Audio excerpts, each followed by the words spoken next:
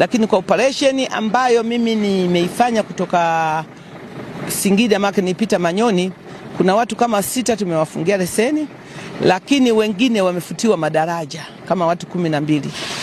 Walikuwa na classes E lakini hawakusoma, na wengine walifanya makosa ya kawaida wamefungiwa leseni maka kuna makosa ya kibinadamu. Kezo ninayoyatoa kwa wakuu wa usalama barabarani wa mikoa na wilaya, magari ya abiria yenye masafa marefu lazima yawe na madereva wawili wenye leseni zilizo hai, na hao madereva watakaguliwa kila kituo, kila mkoa.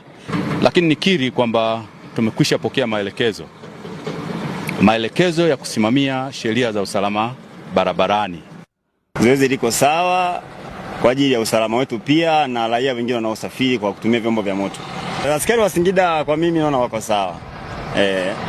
Kikubwa zaidi ni ushirikiano kati ya dereva na askari basi. Tiketi yangu imeandikwa Zube Trans, lakini gari nililopanda ni Bright Line. Sasa nashindwa kuelewa inaenda Bariadi au na mimi naenda kufaulishwa pale niache Tinde.